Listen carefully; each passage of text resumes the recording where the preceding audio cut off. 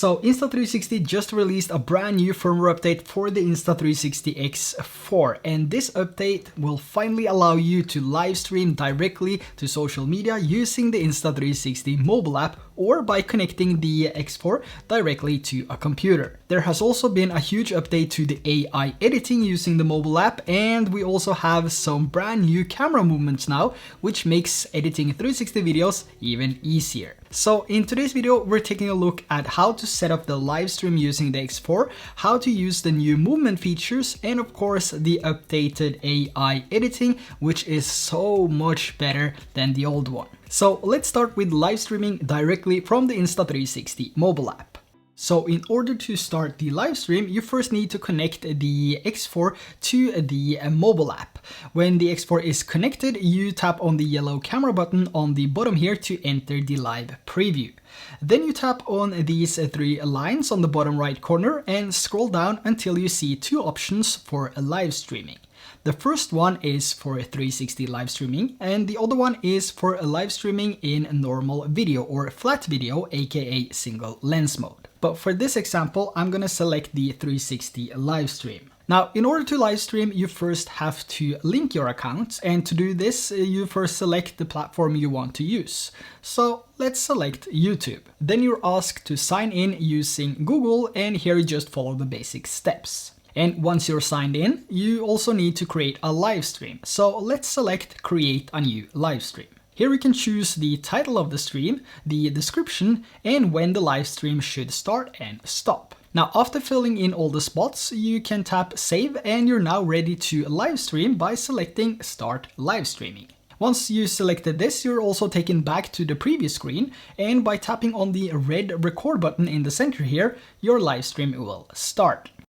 And what I really like about this is that when I'm going on my trip in just a few weeks, I'm able to live stream 360 videos directly to those at home. And because it records a 360 video, they can just swipe on the screen to look exactly where they want without any limitations. And this kind of gives the feeling of actually being there, which is fantastic.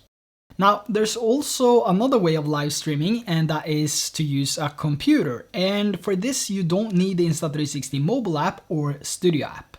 The only thing you need to do is to plug the camera to a computer using a USB-C cable. When this is done, you can log into your YouTube account, then click the button right here and select Go Live, and then just fill in the appropriate title, description, category, and so on. Now, on the last page, you'll also see that the X4 is set as your main camera, and you can also pick your audio source if you have a dedicated studio mic or something else you want to use. And when everything is ready, you can hit the Go Live button and your live stream is now up and running. And the cool thing about this is that you can also split the lenses at the same time. So if you're doing an interview or just want to show both sides at the same time, you actually have this option on the camera itself, which is pretty awesome.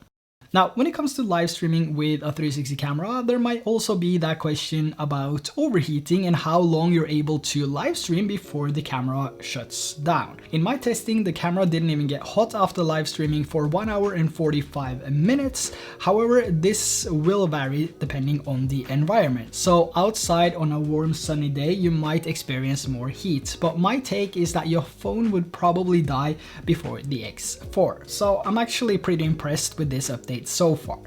Now, another aspect of live streaming is also through Twitch. And I've been testing this a few times when playing some games with Philip just to see how it works and the process of setting everything up through OBS Streamlabs. And it was basically plug and play, straightforward. But the cool thing is that I was able to capture both him and myself using the same camera and both lenses. So I'll leave a link to that stream down in the description below if you want to check it out for yourself. Another amazing feature which has received a huge update is the AI editing. This has been something I've been using almost every single day, and it has always been, a little bit all over the place. But with the new updated algorithm, the AI is focusing more on subjects and the story rather than transitions and movements, which at times, not gonna lie, looked awful. So I put together a short comparison here between the old and the new AI editing so you can see the differences for yourself.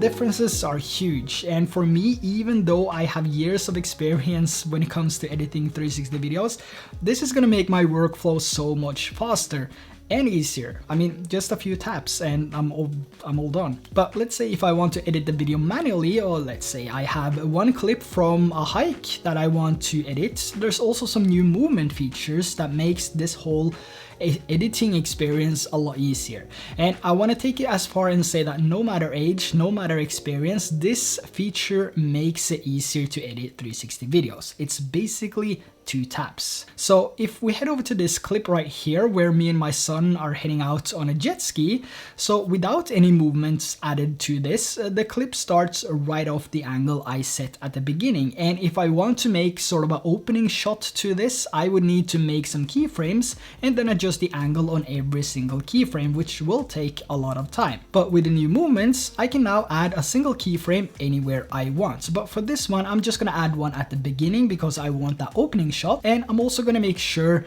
that the angle is set towards us. Now, after adding this keyframe, I have this option called movement here on the feature list above the timeline. So when I select this, I get all these brand new different pre-made movements. So we have pan down, we have tilt, rotate, push in, push out, and so on. So if I now select the first one here, which is called skies, the clip will start by looking up into the sky, and then it will spin around as it goes down to reveal me and my son having a great time on the jet ski. And I mean, for someone that haven't used keyframes before, this is such a game changer. Even for someone experienced, this is going to be a huge time saver if you want something quick and easy that looks more professional.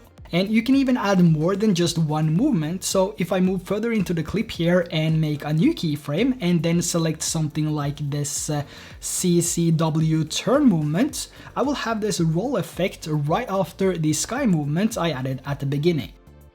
And if you find the movement to be too fast or too slow, you can actually grab these handles here on the left or right side and then adjust the length of the movement, which is fantastic. So let's say I want this roll effect to be slower and last longer. I can just grab either of these handles and then extend the duration.